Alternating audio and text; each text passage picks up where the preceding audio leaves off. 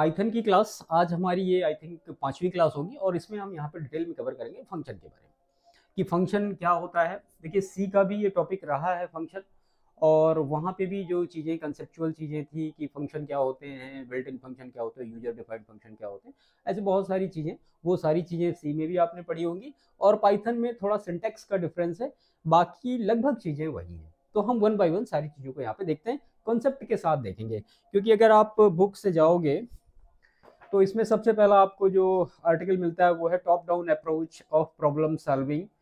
उसके बाद फिर मॉड्यूलर प्रोग्रामिंग क्या होती है फंक्शन में, मॉड्यूलर प्रोग्रामिंग क्या होते हैं, मॉड्यूल क्या होते हैं फंक्शन, और इस तरह से जाओ। तो सबसे पहले हम यहाँ पे देखेंगे कि टॉप डाउन अप्रोच क्या होता है किसी भी प्रॉब्लम को सॉल्व करने के लिए। तो टॉप डाउन अप्रोच, ठीक है। टॉप डाउन जो अप्रोच होता है वो बेसिकली तब काम आता है जब हम किसी भी प्रॉब्लम का स्ट्रक्चर बनाते हैं। अब प्रॉब्लम का स्ट्रक्चर कब बनाते हैं, तो while making structure, while making structure. देखिए किसी भी कोई भी प्रॉब्लम है आपकी, जैसे मान लिया सपोज करिए कोई एग्जांपल आप लीजिए और आपने लिया उसमें कि हमको चाय बनानी है। तो चाय बनाने के लिए आप क्या करोगे, आप भाई कुछ चीज़ें तो आप डिसाइड करोगे ना, कुछ चीज़ें तो आपको करनी पड़ेंगी। हम सबसे पहले फ्राई पैन को लेंगे, गैस को ऑन करेंगे, दूध डालेंगे, चीनी डालेंगे, चाय पत्ती डालेंगे। तो ये क्या है, ये आप उसका एक मोटा मोटा स्ट्रक्चर बना रहे हो। स्ट्रक्चर बनाने के बाद फिर आप सारी चीज़ें उसमें अप्लाई करोगे। तो जब हम स्ट्रक्चर बनाते हैं किसी भी प्रॉब्लम का, तो हम वहां पे सबसे पहले टॉप डाउन अप्रोच में सबसे पहला जो हमारा काम होता है, जब स्ट्रक्चर बनाते हैं उस समय इसका हम यूज करते हैं। इसका एक अनदर नाम भी होता है, उसको कहते हैं स्टेप रिफाइनमेंट। स्टेप रिफाइनमेंट, इसको हमने स्टेप वाइज कर लीजिए यहाँ पे। स्टेप वाइज रिफाइनमेंट क्यों किया, आपको एल्गोरिथम याद होगा। जब भी आप किसी भी प्रॉब्लम का एल्गोरिथम राइट करते हैं तो क्या करते हैं, एक step by step solution for any problem simple होता है। ऐसे ही जब भी टॉप डाउन अप्रोच में किसी प्रॉब्लम को हम लेते हैं तो वहां पे स्टेप वाइज चीजों को रखते चले जाते हैं। जैसे मैंने कहा भी चाय वाला एग्जाम्पल दिया, तो आप क्या कर रहे हो, मतलब एक स्टेप बाय स्टेप डेटा को सॉल्व आउट कर रहे हो। तो इस तरह से चीजें बन रही। तो इसका एक दूसरा नाम है step wise refinement, top down approach को हम कहते हैं। यहाँ पे किसी भी प्रॉब्लम को हम सब प्रॉब्लम में बांट लेते हैं, ठीक है। मतलब एक बड़ी प्रॉब्लम है, उसको छोटे छोटे पार्ट में कर दिया। उन छोटे छोटे पार्ट को हमने किसी पर्सन को दे दिया कि ठीक है ये प्रॉब्लम आप सॉल्व करो, ये प्रॉब्लम आप सॉल्व करो। इस तरह से बाद में सारी प्रॉब्लम सॉल्व होगी, उनको सबको कंबाइन कर दिया। ये हमारा जो टोटल होता है टॉप डाउन अप्रोच का मेन एम होता है। इसी वजह से टॉप डाउन अप्रोच हमें करनी चाहिए। देखिए अब इससे एडवांटेज क्या क्या होते हैं वो आपको समझने चाहिए। तो काफी तो आपको मिल गए होंगे। तो सबसे पहला इसका जो एडवांटेज होता है, जो हम कोड राइट करते हैं पाइथन का, उसको अंडरस्टैंडिंग हमारी बेहतर होती है, उस पर अंडरस्टैंडिंग बेटर होती है। दूसरा जो होता है डिबग करना प्रोग्राम को आसान होता है। डिबग होती है वो सिंपल हो जाती है। डिबग करने का मतलब किसी भी प्रोग्राम में एरर फाइंड आउट करना। तो जाहिर सी बात है, अगर कोई 100 लाइन का प्रोग्राम है, आपको एरर फाउंड करनी है और आपने उसको 25-25 लाइन के कोड में अलग अलग ब्लॉक में डिवाइड कर दिया, देन आपको एरर फाउंड करनी है, तो बहुत आसान होता है। इसीलिए डिबगिंग जो होती है वो बहुत सिंपल हो जाती है टॉप डाउन अप्रोच में। तीसरी चीज जो है वो है रीयूजेबिलिटी। तो रीयूजेबिलिटी बहुत आसान हो जाती है यहाँ पे। चौथी चीज जो इसमें आती है वो है टीम वर्क आसान हो जाता है। टीम वर्क सिंपल हो जाता है या इजी हो जाता है, आप कह सकते हैं। टीम वर्क का मतलब ये है कि भाई मान लिया आपके पास 10 लोग हैं काम करने के लिए। अब आपने एक प्रॉब्लम को लिया, उसको 5 पार्ट में बांट दिया, तो 2 लोगों को आपने एक प्रॉब्लम पे लगा दिया, तो क्या हुआ, उससे जो टीम वर्क है वो सिंपल हो गया, आपका आसान हो गया, ठीक है। तो ये सारा यूजेस है टॉप डाउन अप्रोच का। इसीलिए हम प्रोग्रामिंग में टॉप डाउन अप्रोच को मोस्टली फॉलो करते हैं किसी भी प्रॉब्लम को सॉल्व करते समय, ठीक है। इसके बाद इसमें जो दूसरा पार्ट आपको मिलेगा वो है मॉड्यूलर प्रोग्रामिंग।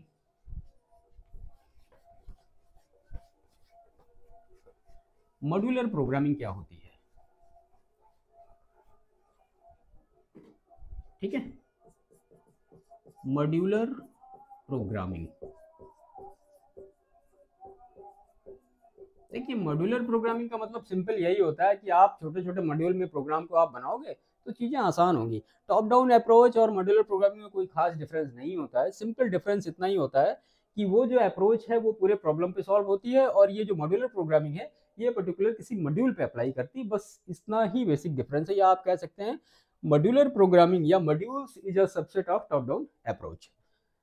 तो किसी भी प्रोग्राम को सिंपली लिख सकते हैं आप, simply divide any problem in module. बस किसी भी प्रॉब्लम को आप छोटे छोटे मॉड्यूल में डिवाइड कर लो, उसको हम कहते हैं मॉड्यूलर प्रोग्रामिंग। यानी यहाँ पे क्या होता है कि कोड जो होता है वो छोटे छोटे हिस्सों में बट जाता है। आप ऐसे लिख लीजिए, छोटे छोटे हिस्सों में कोड बट जाता है, ठीक है। और इससे क्या होगा, अब भाई छोटे छोटे हिस्सों में बट जाएगा तो उसकी अंडरस्टैंडिंग बेहतर हो जाएगी, यानी समझना उसको आसान हो जाएगा, है ना। तो ये होता है। और दूसरी चीज ये कि जो बार बार एक कोड को हम बार बार रीयूज कर रहे हैं वो हमें समझ में आने लगता है कि ये बार बार कोड रीयूज हो रहा है, इसको हमें एक ही बार यूज करके चीजों को हम बेहतर तरीके से कर सकते हैं, ठीक है। तो इस तरह से आप लिख सकते हैं कि यहाँ पे रीयूजेबिलिटी जो है वो हमारे कोड की बढ़ जाती है। जाहिर सी बात है, इतना सब होगा तो जो टीम होगी वो भी काफी एफिशिएंट हो जाएगी भाई, टीम वर्क जो होगा वो भी आसान हो जाएगा, है ना। गलती ढूंढना आसान होता है, यानी डिबगिंग आसान होती है। तो ये सारे जो है वो मॉड्यूलर प्रोग्रामिंग के हिस्से हैं। इसके बाद फिर आपका डायरेक्ट जो स्टार्ट होता है यहाँ पे फंक्शन क्या होता है, ठीक है। तो ये जो बेसिक दो कॉन्सेप्ट है याद रखिएगा, प्रश्न पूछे जाते हैं इनसे, तो इनको इस तरह से आप राइट डाउन कर सकते हैं, विद एग्जांपल लिख सकते हैं, कोई ज्यादा इशू नहीं आएगा, ठीक है। अब फंक्शन को डिक्लेयर कैसे किया जाते हैं, फंक्शन डिक्लेरेशन, फंक्शन को डिक्लेयर कैसे। अब सबसे पहली बात तो ये है कि फंक्शन होता क्या है। देखिए फंक्शन जो होता है एक सेट ऑफ कोड होता है, सेट ऑफ कोड होता है, और ऐसा कोड होता है जिसकी हमें जरूरत होती है बार बार, यानी रीयूज होता है। रीयूज कहां पे होता है, एनी प्रोग्राम, ठीक है। किसी भी प्रोग्राम में जब कोई set of code particular bar bar use हो रहा है तो उसको हम ये बोलते हैं कि इसको एक फंक्शन में आप या इसको एक फंक्शन का नाम दे दो। क्यों, क्योंकि वो बार बार यूज हो रहा है, इसी वजह से हम बार बार लिखना क्यों चाहें किसी प्रोग्राम को। एग्जाम्पल आप देखिए यहाँ पे, मान लिया 2 नंबर को जोड़ने का प्रोग्राम है, ए बराबर यूजर इनपुट कर रहा है, बी बराबर कुछ और यूजर इनपुट कर रहा है, ठीक है। अब आपने ये किया C equal to A plus B. अब आप चाहते हो कि मैं आया, मैंने कहा मुझे 2 3 जोड़ना है तो मैं भी जोड़ लूँ इससे। आपका मन हुआ कि नहीं 2 3 क्या है, 100 200, 100 और 200 ये दोनों जोड़ के मुझे इसका आउटपुट चाहिए। तो हर बार के लिए बार बार प्रोग्राम को रन कराना ठीक नहीं है, उससे मेमोरी स्पेस बार बार कंज्यूम होगा, आपके जो सिस्टम की स्पीड होगी वो स्लो होगी, है ना। तो इन्हीं सारी चीज़ों से बचने के लिए हम किसी भी चीज़ को एक फंक्शन में बांट देते हैं कि वो एक सेट ऑफ ब्लॉक होगा, बार बार उसको हम उसका यूज करते रहेंगे, यानी उसको कॉल करते रहेंगे। फंक्शन को क्या कहते हैं, जब भी उसका यूज करना होता है तो प्रोग्रामिंग में कहते हैं हम फंक्शन को कॉल कर रहे हैं, ठीक है। अब मान लिया यहाँ पे ये है C equal to A plus B, तो हमने यहाँ पे लिखा डेफ एड ए बी और कोलन लगेगा, याद रखिएगा, रिटर्न सी, ठीक है। अब आप इस सी का यूज कितनी बार करते हैं इसको फर्क नहीं पड़ता, लेकिन अगर आप एक प्रोग्राम बनाएंगे 2-3 लाइन का तो वहां पे सिर्फ एक ही बार उसका यूज कर पाएंगे। अब आप इस ऐड फंक्शन को जहां मन कहे उस प्रोग्राम में यूज कर लीजिए। आपने लिख दिया ऐड 5 9, आपको आउटपुट क्या देगा 14 का। मेरा मन हुआ नहीं, मैं लिखूंगा 100 और 400 या 300, ये आउटपुट देगा 400 का। ऐड 2 3, ये आउटपुट देगा 5 का। तो ये फंक्शन का हमें फायदा है कि एक ये सेट ऑफ कोड हो गया, यानी ब्लॉक ऑफ कोड हो गया। अब इसको हम इस नाम से, ये फंक्शन का नाम है, ये फंक्शन के पैरामीटर हैं, कितने नंबर को आप जोड़ रहे हो भाई, तो 2 नंबर को आप जोड़ रहे हो। ऐसा नहीं है कि आप 3 नंबर को जोड़ रहे हो। क्यों, क्योंकि आपने जब फंक्शन को डिक्लेयर किया है तो वहाँ पे केवल 2 ही पैरामीटर दे रखे हैं, तो आप 2 ही पैरामीटर को ऐड कर पाओगे। तो जब भी किसी फंक्शन को डिक्लेयर करना होता है तो सबसे पहले DEF, ये रिजर्व कीवर्ड है जो कि पाइथन का है, तो डेफ कीवर्ड का यूज करते हैं, एक स्पेस देते हैं, फंक्शन का नाम लिखते हैं, ब्रैकेट लगाते हैं, उसके बाद नंबर ऑफ आर्गुमेंट देते हैं। यहाँ मैंने 2 दिए हैं, आप 4 दीजिए, 5 दीजिए, 10 दीजिए, 15 दीजिए, नो फर्क, कोई फर्क नहीं पड़ता इसमें, आप कितना भी आर्गुमेंट दे सकते हैं, एक आर्गुमेंट भी दे सकते हैं, है ना, अपनी जरूरत के हिसाब से चीज़ों को कर सकते हैं। क्लियर हो गया कि फंक्शन को डिक्लेयर कैसे किया जाता है, फंक्शन का काम क्या होता है, और फंक्शन को कॉल कैसे किया जाता है। कॉल करने का मतलब ये है, अब ये क्या करेगा, ऐड 5 9, जब भी ये लिखा मिलेगा तो ये यहाँ जाएगा, इसकी जगह ये 5 रखेगा, इसकी जगह 9 रखेगा, यहाँ आएगा 5 और 9 जोड़ेगा। अब यहाँ पे c बराबर कितना हो गया, 14, इस 14 को वो फिर से इसको रिटर्न कर देगा, बस सीधी सी बात है। ये है फंक्शन, इसी वजह से फंक्शन को हम बनाते हैं, ठीक है। चलिए, फंक्शन समझ में आ गया होगा, थोड़ी प्रोग्रामिंग करिएगा, चीज़ें क्लियर हो जाएंगी, और नहीं समझ में होगी तो बताइए, है ना। जैसे नहीं क्लियर हो पा रहा है या प्रोग्रामिंग में दिक्कत हो रही है तो फिर से इस पर एक और सेशन करेंगे। इसके बाद है local variable. Local variable, local variable क्या होते हैं, ऐसे वेरिएबल जो किसी फंक्शन की डिफिनीशन से जैसे स्टार्ट होते हैं और रिटर्न टाइप तक के काम करते हैं, उनको हम कहते हैं लोकल वेरिएबल। जैसे कोई पर्सन है, वो किसी गांव में रहता है, ठीक है, तो उसको क्या कहेंगे वहाँ के लिए कि वो लोकल है। लेकिन कोई पर्सन है जो दिल्ली से आके वहाँ आया है या रह रहा है, तो उसको लोकल नहीं कहेंगे, क्यों, क्योंकि वो बाहर का है, ठीक है, उसकी रीच वहाँ से लेकर के दिल्ली तक है। लेकिन जो आदमी उसी गाँव का है तो क्या कहेंगे कि भाई इस पर्सन की रीच जो है वो इसी गाँव में है। ऐसे ही वेरिएबल होते हैं, फंक्शन की डिक्लेरेशन से लेके रिटर्न टाइप तक, यानी रिटर्न स्टेटमेंट तक के बीच में जिन वेरिएबल का जो इंप्रेशन होता है, वर्क करता है, उसको हम कहते हैं लोकल वेरिएबल, ठीक है। तो एक तो लोकल वेरिएबल होते हैं, और एक इनक्लोजिंग जो मतलब वेरिएबल होते हैं, और जी होता है, इनको हम ग्लोबल वेरिएबल कहते हैं, और बी होता है जो बिल्ट इन वेरिएबल कहते हैं। LEGB, इसके बारे में अक्सर पूछा भी जाता है कि ये क्या है, इसका फुल फॉर्म क्या है।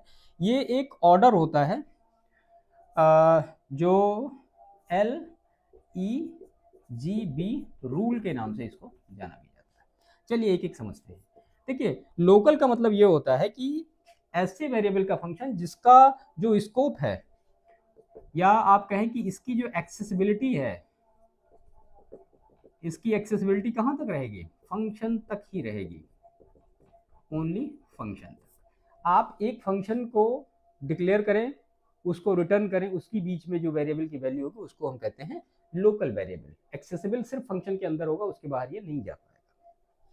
इसके बाद जो दूसरा होता है उसको हम बोलते हैं एनक्लोजिंग स्कोप वेरिएबल, यानी जब एक फंक्शन के अंदर दूसरा फंक्शन हो, यानी यहाँ पे लिख देता हूँ, एक फंक्शन के अंदर दूसरा फंक्शन हो और वो दोनों फंक्शन तक वेरी करता हो, यानी उसका ऐसे वेरिएबल का जो स्कोप है वो एक फंक्शन के अंदर दूसरा फंक्शन है वहां तक की वेरिएबल को वेरी करता हो, तो ऐसे वेरिएबल को कहते हैं हम एनक्लोजिंग स्कोप वेरिएबल, ठीक है।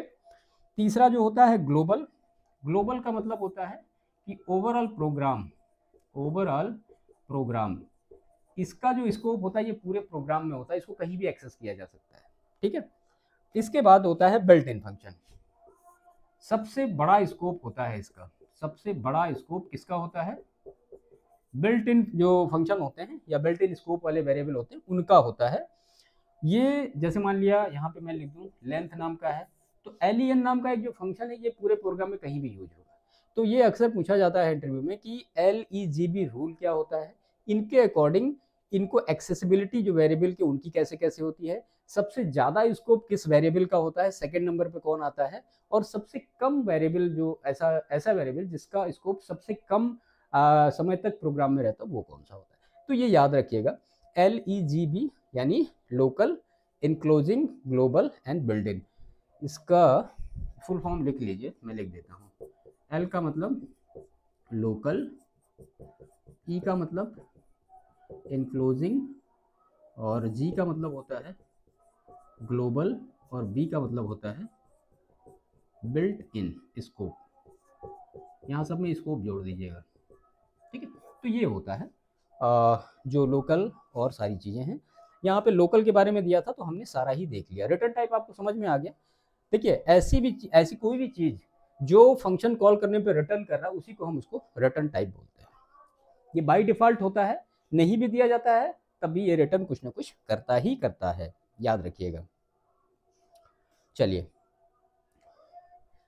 इसके बाद एक इसमें है कीवर्ड आर्गुमेंट, इसको नोट कर लीजिएगा।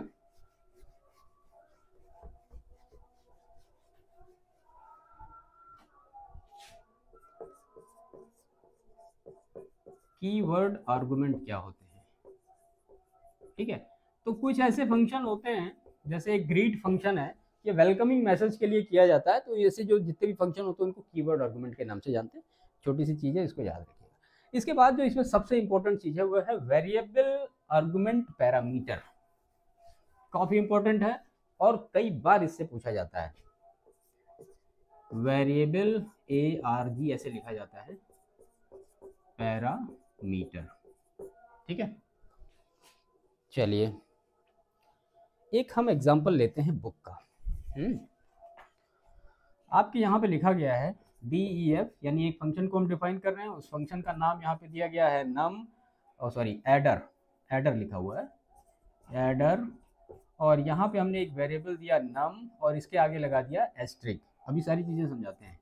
सम इक्वल टू 0 लिखा हुआ है और एक लूप लगाया गया for n in num, semicolon लगाया। उसके बाद लिखा sum equal to sum plus n, हमने प्रिंट करा दिया किसको, सम को। सम को हमने प्रिंट करा दिया और यहाँ पे हमने लिखा एडर 3,5, फिर से एडर 4, 5, 6, 7 और तीसरा जो फंक्शन लिखा एडर 1, 2, 3, 5 और 6, ठीक है। चलिए, इसको समझते हैं कि वेरिएबल आर्गुमेंट पैरामीटर क्या होते हैं। देखिए, अभी तक जो आपने देखा, आप डेफ लिखते हो, कीवर्ड है। अगर यूजर डिफाइंड फंक्शन है तो दो चीजें, हाँ एक चीज मैं बताना भूल गया, फंक्शन जो होते हैं दो टाइप के होते हैं। एक तो होता है बिल्ट इन फंक्शन, और दूसरा होता है यूजर डिफाइंड फंक्शन। अब बिल्ट इन फंक्शन ऐसे फंक्शन होते हैं जिनका जो यूज है वो पाइथन में ऑलरेडी हो चुका है। जैसे प्रिंट ये क्या है, एक फंक्शन है। len एक फंक्शन है, ठीक है। मैक्स ये एक फंक्शन है। तो ये जो ऐसे फंक्शन जो ऑलरेडी बने हुए हैं पाइथन प्रोग्रामिंग में, उनको हम कहते हैं बिल्ट इन फंक्शन। उनका तो डायरेक्टली हम यूज करते हैं, उनको हमें डिफाइन या डिक्लेयर करने की आवश्यकता नहीं है।